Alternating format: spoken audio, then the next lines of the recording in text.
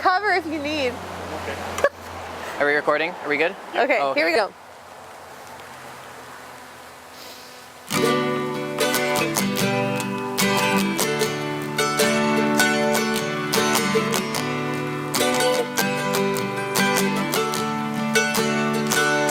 Come now, fount of every blessing, to my heart to sing thy grace. Streams of mercy never ceasing, call for songs of loudest praise. Teach me some melodious sonnet, sung by flaming tongues above. Praise the mount I'm fixed upon it, mount of thy redeeming love.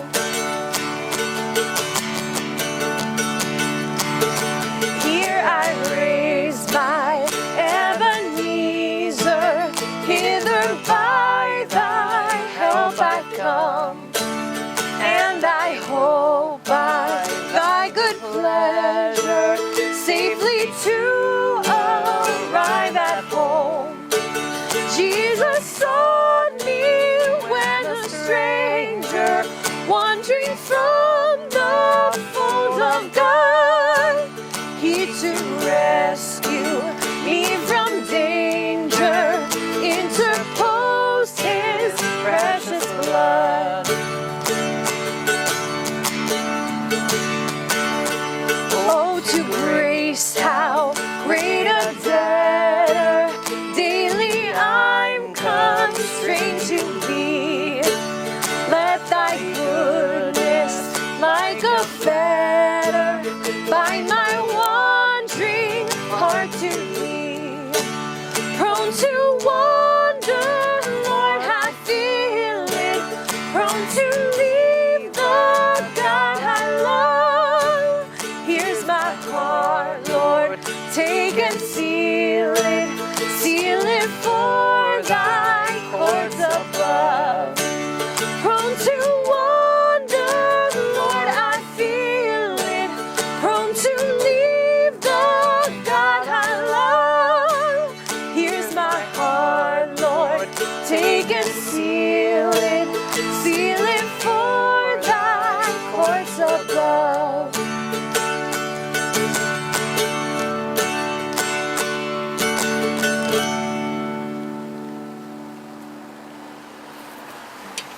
Yeah, that felt way better. I might move my phone. I was gonna say it's a little wet. Do you sometimes feel like you are living your life with one hand on the thing that you're trying to build and the other hand fending off all the things that distract you from building that thing? And perhaps this is a literal representation of your life as you attempt to eat that bowl of Honey Nut Cheerios with one hand while pinning your son to the ground because he has asked to wrestle with you, but you haven't eaten anything all day. Or perhaps for you it's more metaphorical. Like you know the direction that you're taking your life, or at least attempting to take your life, and the endless voices of dissent and distraction and disturbance are causing you to split your focus and divide your attention. You know, sometimes I find myself alone asking questions into the void, wondering to myself, does anyone know what I am going through right now?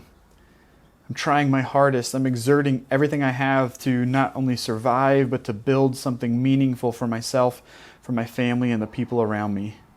To love and to do justice, to pursue goodness for people, and it feels like I'm alone in the frustrations of building with one arm while fending off the dissenters with the other. The truth is, in a time like we're in right now, will make you feel like you're painfully alone in this balancing act of building and renewal while also fending off and feeling like the world is against you. Recently, I was discussing this very thing with a mentor of mine, and in his usual way of empathy and kindness, he told me the thing that I knew to be true but needed to be reminded of in the moment. He said, you know, I spend my weeks talking to guys like you all over the country, and every one of them describes the same feelings, the same frustrations, and the same heartache. He said, so just know this, you're not alone in that. And in that moment, two things were going through my head. First, this strange sense of peace came over me as the simple reminder that I am not alone, and feeling alone rushed over me. That weirdly we are connected through our frustrations of feeling alone, which is an experience that I had never before understood. The second thing I kept thinking was that if renewal and rebuilding was easy, we probably wouldn't be met with so much resistance. Ever since my gym closed, I have struggled to find the motivation, space, and time to work out consistently. And the longer I go without it, the harder I'm going to have to work to rebuild what has been lost in the months since I have stopped working out consistently.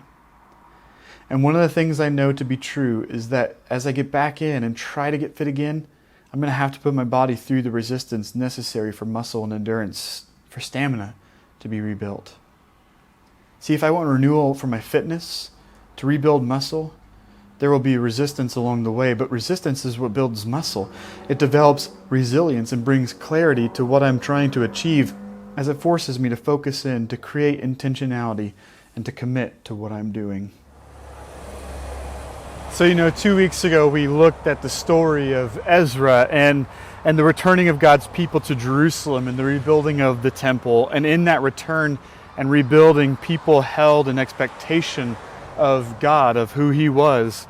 And some people expected things to go back to the way they were before the people were sent into exile, before the temple was destroyed and the walls were destroyed. And while others expected that God would do a new work to bring a new pursuit of His kingdom to the world, of the restoration of God's people. And remember that God was leading to this promise, this ultimate promise that would eventually come of this new covenant that would come through the Messiah, that would radically change everything about who they were. And even though the people of God had finally returned after nearly 70 years of living in the exile, they were still living as exiles in their homeland and would forever be exiles in this world. And see, the coming Messiah would usher in this new kingdom. And remember back when we talked about this in Isaiah, would usher in this new kingdom reality where every person living in the redemption of Jesus then would be that outpost of God's kingdom to the world around them. And that's what was being led to. And so the entire rebuilding of the Second Temple and the rebuilding of Jerusalem that we are looking at this morning from Nehemiah was the bringing about of this new way of engaging with the presence of God for His people. We talked about how the temple was no longer the place where God's people confined God's presence to, but rather God's presence was meant to be experienced in every aspect of human life. But this didn't mean that the Second Temple was unimportant. It didn't mean that the city of Jerusalem, this city that was known as the city of David, the city in which God's presence dwelt, that it was unimportant. In fact, they were still vital pieces of the people's identity, but they didn't encompass the fullness of that identity. And so the book of Ezra that we looked at a couple weeks ago ends, and the city and the walls of Jerusalem have yet to be rebuilt. And we're introduced to this character named Nehemiah at the beginning of Nehemiah chapter 1, where Nehemiah is getting word that the people who had returned to the city of Jerusalem, who had rebuilt the temple, were now in danger from threats of outside kingdoms who didn't want Israel to be this prominent kingdom again. They didn't want them to be a strong nation again. And so Nehemiah's brother tells him that the walls have yet to be rebuilt. The gates have yet to be rebuilt. And the people are experiencing trouble and disgrace. Because if you think about it, a city that was without walls or gates was essentially a city that was ripe for conquering or being destroyed or taken over again. But also remember that the city gates were the place where economics happened. It was the place where contracts were ratified. It was the place where the leaders of the city would gather and to listen to the things that the people were saying or suggesting. It's where they hung out. It was also where God told His people to write His laws on, right? As if to say that this city belongs to God. The city gates were so critical, so important. And so Nehemiah hears that pieces of Jerusalem remained in desolation, and his heart breaks. And he prays this heart-wrenching prayer, asking for God's favor as he is about to go and enter into the king's presence, the king of Persia's presence, King Artaxerxes. to ask him to return, if he would be able to return to Jerusalem to rebuild the walls and to rebuild the city. And so the king allows Nehemiah to return. And as soon as this news of Nehemiah's pending return to the city of Jerusalem to rebuild gets out and is spread among the nations and among the people, there are people who didn't like it. And there was one guy named Sanballat, and he was kind of leading these other guys named Tobiah and a couple other people who, as soon as they heard them, these were local leaders in Samaria who didn't want Israel to become what it once was. And so they heard about Nehemiah entering back into the land to rebuild. And he begins this long effort to distract, to dismantle, and to destroy Nehemiah's efforts. And in chapter 2 of Nehemiah, it says that Nehemiah went out at night in Jerusalem to examine the city and its walls with just a few other people, because he had not yet told anyone what God had placed on his heart to accomplish. And you know, this moment with Nehemiah is really striking to me, because it was obvious that the people who were living in Jerusalem were concerned that the walls and the city gates and the city had not yet been rebuilt the way that it should have been. They were concerned about this. Nehemiah's brother says as much in chapter 1 when he tells Nehemiah that the people in Jerusalem were in great trouble and disgrace because things remained destroyed that were meant to be rebuilt. I imagine that the people who had just witnessed the rebuilding of the temple had their hopes and expectations high for the rebuilding of the rest of their city, for the reestablishing of their city and their kingdom. And yet for one reason or another, the rebuilding stopped and the city remained destroyed. Imagine the feelings of uncertainty that would be going through you in this moment. What are we supposed to be doing right now? The nations around them are obviously not pleased by Israel's return to the city of Jerusalem, and were obviously desiring that their condition remained in despair. Because a rebuilt Jerusalem would mean a renewed sense of purpose and identity and strength for God's people that the nations around them didn't want to have. And we know the people were more than ready to start the hard work of rebuilding. Because after Nehemiah arrives to Jerusalem and he finally lets the people of Jerusalem know of his plan to rebuild, in Nehemiah chapter 2 verse 17, the people respond, "Let's get to work. Let's do this. We've been waiting for this. I want to rebuild. Let's step into this." And so the people immediately jump in as soon as they hear Nehemiah say, "Here's the plan." They're like, "Yeah, let's do it. I got it. We're going to go and we're going to do this." But as soon as the people begin to jump in and rebuild, Sanballat, Tobiah, Geshem, all leaders of other regions and nations around Israel begin to ridicule and mock them and to call into question their motives for wanting to rebuild. And then you get to this chapter in chapter 3. And there's this beautiful picture that begins to unfold in chapter 3. And this is a chapter that I've read numerous times in my life, and honestly didn't think anything of it, because it goes through essentially a list of the people who started to build different parts of the wall, right? Or the gates that they helped to build. And it's just kind of going through this list. This person did this part of the wall. This person did this gate. This person, his daughters did this part of the wall. These people from this nation and this neighborhood did this part of the wall. But I want you to imagine this for a moment. Picture this disconnected people who were feeling the frustration and the pain of the disgrace and trouble in their city. That their city was lying in ruins. And then Nehemiah shows up because he felt like God put it on his heart to rebuild. Notice what happens in chapter 3. Person after person after person begin to show up, what feels like out of the woodworks. People previously who had felt the isolation of not knowing what comes next. And chapter 3 shows this community that is rising up, this community of faith that is rising up to rebuild the city of God together. Do you have any idea what a group of people who work together to rebuild a city, to rebuild an identity, to rebuild connection does for that city and for that group of people, do you have any idea what happens in that moment? Renewal happens. Renewal happens in them. So in chapter 4, the city walls had been built to half of their height. And I love what chapter 4 verse 6 says. As Nehemiah is describing what is taking place in the rebuilding of the wall, he says, "So we built the wall to half its height, for the people worked with all their heart." And it's this amazing reality in which the people of God were waiting for Nehemiah to show up to say, here's what we're going to do to rebuild. Do you want to help us rebuild? Because when we rebuild, it's going to do something in us that we can't possibly imagine, and only God knows. So we better get on it. We got to start doing it.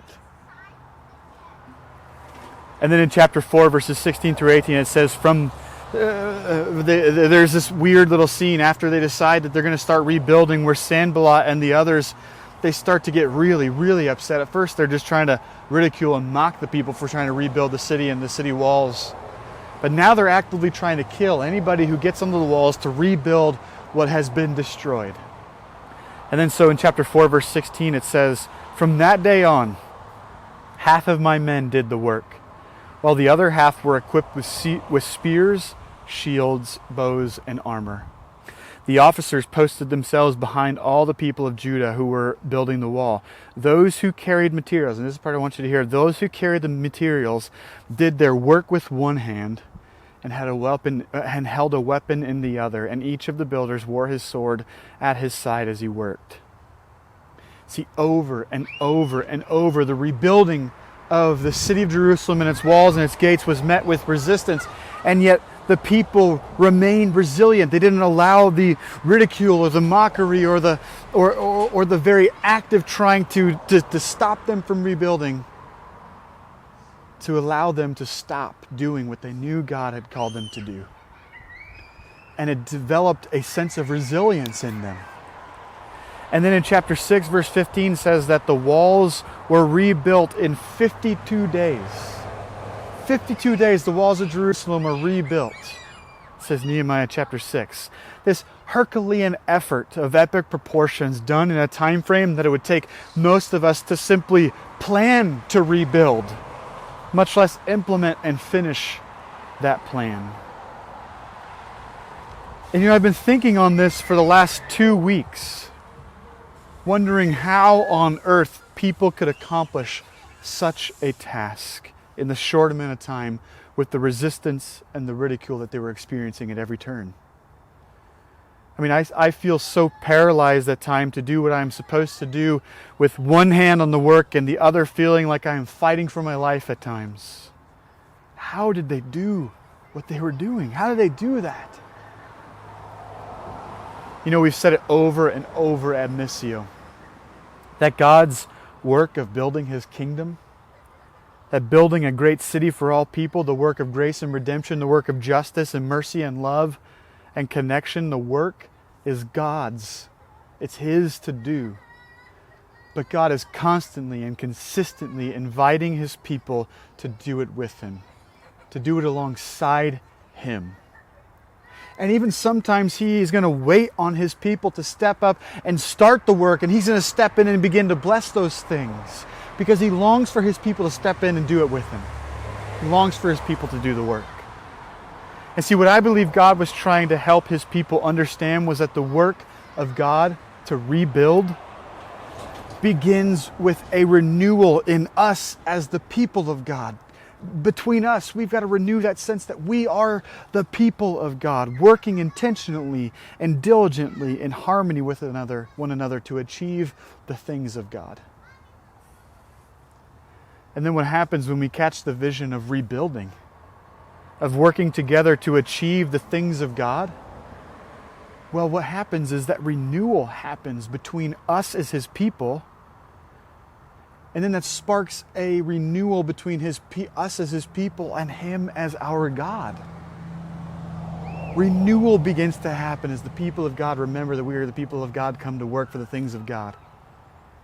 And a renewal happens in us, between us, but also a renewal happens in us and God. See, I think the people were confused, they were lost, they didn't know what next steps to take as the threat of other nations loomed over them, even after having rebuilt the temple that we talked about in the book of Ezra. And so God places it then on Nehemiah's heart to give people a plan to rebuild, to restructure, to refocus. Because I think God knew that when God's people work together, connection happens in a way that cannot happen when we're all feeling isolated and like we're the only ones that care anymore. And that working together, that rebuilding of who we are, of how we serve, of how we engage in the world, of how we worship, how we connect, how we give, leads to communal renewal that is almost impossible to achieve on our own. See, I think a lot of churches in this season are feeling very stuck. They're stuck. We're stuck. We don't know what to do. They're going, how do we bring our people together? How do we feel connected again? How do we be the church in this distributed existence that we are currently in? How do we renew our sense of spiritual engagement and worship of God together? And see, one of the answers that I see is that we come together to work to rebuild. We come together to work to rebuild. And no, we aren't rebuilding everything that was lost. Some of what is being rebuilt will be what was lost, but it's not going to look exactly the same thing, and not everything will be rebuilt that way. But we're dreaming together. We're dreaming together. What do we want to be now for our families? What do we want to be now for each other? What do we want to be now for our city? Now for our God? And let's come together to dig in and to be unafraid to move in the direction of new life with God. See, when people ridicule and when they call into question motives and try to detract, we don't let it derail us. Instead, we allow it to pull us even closer together to keep moving forward. At times that will mean building with one hand. But as we do the rebuilding together, we're going to come out stronger than we ever could have been on our own, because we will have done the work together. We will have done it together and not on our own. And then I want you to look at what happens in Nehemiah chapter 8. The city and the walls of Jerusalem have been rebuilt. And more of God's people are flooding into Jerusalem to populate it and to begin figuring out what life now looks like in this renewed existence with God.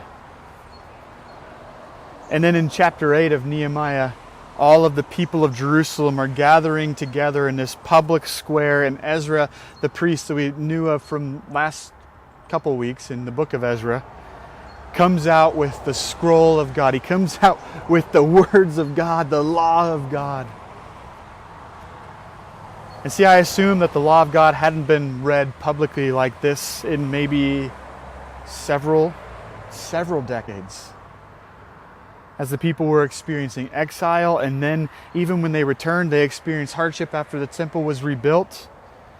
But they all gather together in the city square, and something remarkable happens in Nehemiah chapter 8. So in Nehemiah chapter 8, verses 5 and 6, they say, Ezra opened the book. He opened the Word of God. All the people could see him because he was standing above them. And as he opened it, the people all stood up. Ezra praised the Lord and the great God. And all the people lifted their hands and responded, Amen, Amen. Then they bowed down and worshiped the Lord with their faces to the ground. See, in that moment, the people of God experienced a depth of renewal that they hadn't experienced for decades. Renewal was that they experienced. Do you know what renewal actually means? The dictionary definition of renewal simply is an instance of resuming an activity or state after an interruption. Okay, think about that definition. I want to read it again. An instance of resuming an activity or state after an interruption. All right, and so the state of Israel that was being renewed was their connection to each other and their communal connection to God. The interruption that interrupted that natural thing that was existing in them was the exile. The exile separated the people of God, dispersed them, and then they no longer had that feeling of their relationship with God, and so they didn't have that connection to each other. They didn't have their relationship with God anymore. And so what was it that instigated and drove that renewal to take place after years and years of this disconnected identity? It was the people of God coming together to rebuild the city, to rebuild the walls and the city gates, to rebuild the economics, to rebuild the social structures, to rebuild the justice of the city. They were rebuilding the city together. And in that, this renewed sense of connection to each other and this renewed sense of connection between the people of God and God Himself began to emerge and arise in them.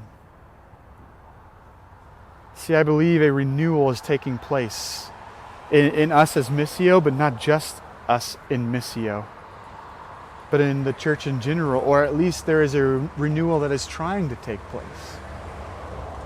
See, the state of the church that I think is being renewed in this season is the simplicity of the gospel message. To love God and to love people. That, I believe, is what this season is trying to help us renew. So yes, what has been the thing that has interrupted our normal rhythms of doing church? Well, it's been COVID. It's been this time. It's been quarantine. And the thing that will continue to drive that renewal in us and in the churches around the world is coming together to reimagine, to dream, and to rediscover who we are as God's people and how we can change the world by making a great city for all people to live in.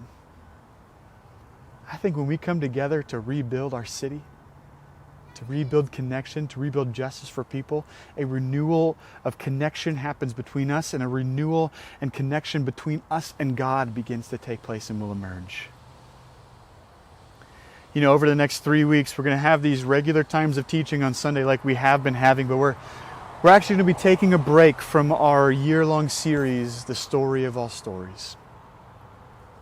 Because we believe it's really important to help us as a church better know the path forward. See, we actually don't anticipate that Missio will be meeting together for the remainder of this year. And some of that decision is in the hands of the community center, as the community center has decided whether or not to allow groups to meet in the community center. And so some of it we're at the mercy of the community center, but also we want to reimagine together and dream together of what and who we are as a church. We can't meet in our space anymore, but that in no way means that we're giving up on Sundays. We're not giving up on Sundays. We're not giving up on worship. We're not giving up on being together. Absolutely not. In fact, we are making somewhat of a COVID pivot. A way for us to rethink everything that we do so that everything fits seamlessly together and is driving us in the same direction. And that's what we want to do of this rest of this year.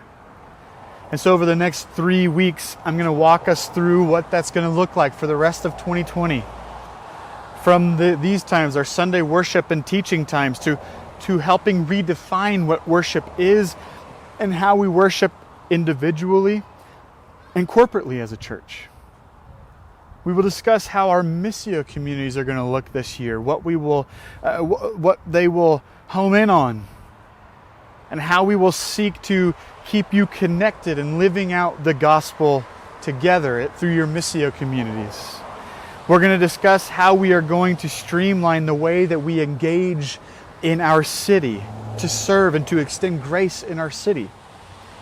And then how we give as a church financially and how we ask you guys to give financially. We're going to talk through those things and what it's going to look like for the rest of the year. See, the purpose of all of this is to create a very clear path forward for Missio. We've been saying it since the beginning of quarantine, the beginning of COVID. If whenever this time ends, however that end may look, If we as a church look exactly the same, do everything the same, then we have missed our greatest opportunity for God to create a sense of renewal in us as the body of Jesus that worships as Missio. But here's the thing, and the thing that is of utmost importance. The renewal we seek happens as we come together to be the people of God. We are so much stronger together than we are on our own. And I believe that the good things that God wants to accomplish through us will take all of us to achieve. Does that mean we have hard work ahead? Yeah, I think it does mean that we have hard work ahead. But what it also means is that you have an entire church of people who are in your corner, who are behind you. We will rise up for each other in a way that will allow us to stand tall for this city. And that, I believe, will renew our love and connection with Jesus. And yes, that means that we're going to try and create ways for us all to be safe together in different capacities.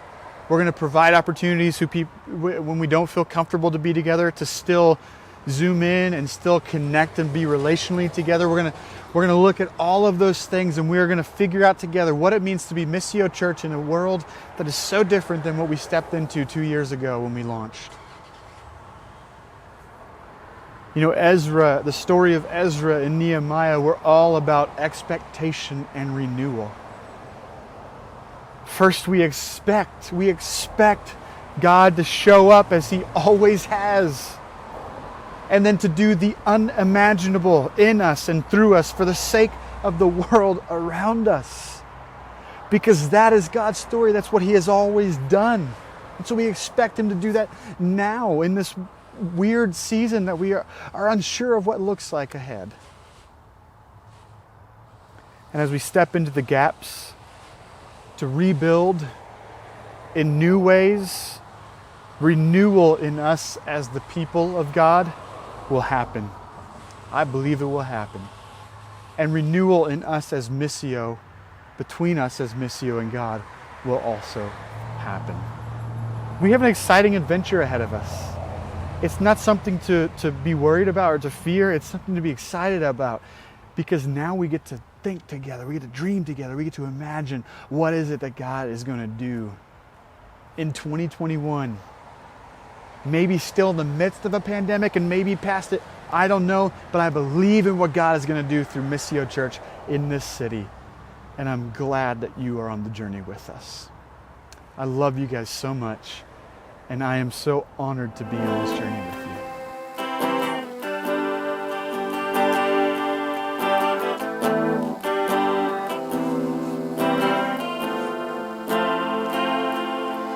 In the valley, oh God, you're near. In the quiet, oh God, you're near. In the shadow, oh God, you're near. At my breaking, oh God, you're near. Oh God, you never leave my side. Your love stands firm through all my life.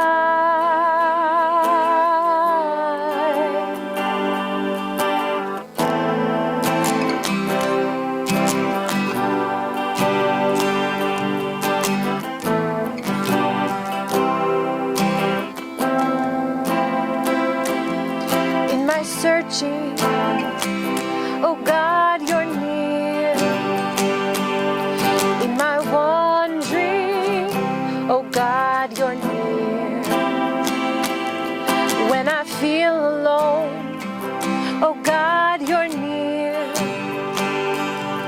At my lowest, oh God, you're near. Oh God,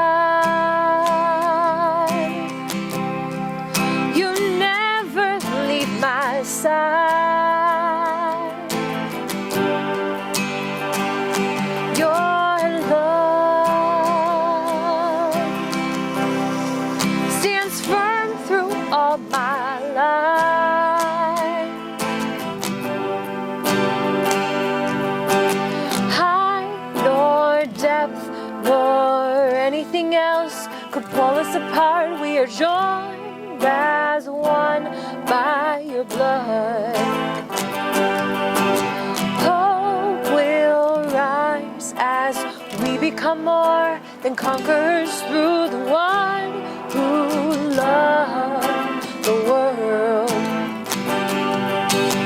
Height nor depth nor anything else could pull us apart. We are joined as one by your blood. Hope will rise as we become more than conquerors